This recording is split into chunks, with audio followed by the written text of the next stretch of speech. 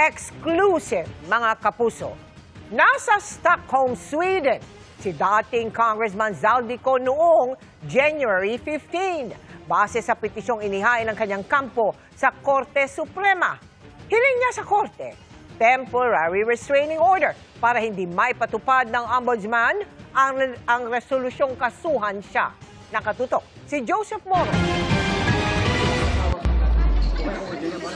Eksklusibong nakuha ng GMA Integrated News ang kopya ng petisyong ito na inihain itong January 25 sa Korte Suprema ni dating House Appropriations Committee Chairman Zaldico. Dito nakasaad na nasa Stockholm, Sweden si Ko noong January 15. Nakalakip sa petisyon ni Ko ang isang apostil o notaryo galing sa munisipalidad ng Nacka sa Stockholm sa bansang Sweden. Pinirmahan ito noong January 15, 2026 ng Notary Public na si Beatrice Gustafsson. Sa sertipikasyon, sinabi ni Gustafsson na personal na humarap sa kanya si Ko. Sinertipikahan din niya na na-verify niya ang pagkakakilala ni Ko at siya ang pumirma mismo sa dokumento. Pinirmahan ni Ko ang verification and certification against forum shopping para sa korte noong January 15 din sa Stockholm. Ang lokasyong ito ni Ko noong January 15, taliwas sa sinabi noon ng pamahalaan na nasa Lisbon, Portugal si Ko. Pinaghahanap ng gobyerno si Ko dahil sa inisyong arrest warrant ng Sandigan Bayan dahil sa kasang graft at malversation dahil sa maanumalyang flood control project sa Nawan Oriental, Mindoro. Kinansala na rin ang passport ni Ko. Ipinapawalang bisa sa Korte Suprema ni dating Congressman Zaldico ang mga kasong inihain laban sa kanya ng Ombudsman sa Sandigan Bayan. Pirmado ng mga abogado ni Ko ang petisyong inihain sa Korte Suprema. Nakita rin namin ang patunay na naihain ito noong January 25. Gusto ni Ko na maglabas ng temporary restraining order ang Korte Suprema para hindi maipatupad ni Ombudsman Jesus Crispin Remulla ang resolusyon nitong nagkakaso kay Ko. Gusto rin ni Ko na pigilan ang paglilitis ng mga kaso laban sa kanya sa Sandigan Bayan.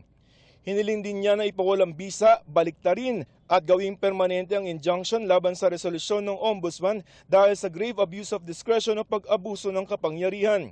Sabi ni Ko sa korte, hindi raw siya nabigyan ng pagkakataon na sumagot sa mga aligasyon. Kung ang basihan daw ng Ombudsman ay ang interim report ng Independent Commission for Infrastructure o ICI, may karapatan daw si Ko na sagutin ang bawat isang pahayag o statement doon.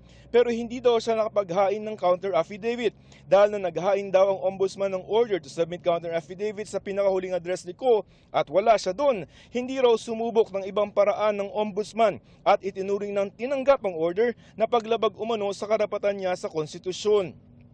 Hindi rin daw binigyan ng akses sa mga abogado ni Ko sa kopya ng kaso sa kabila ng ilang beses nitong pagsulat.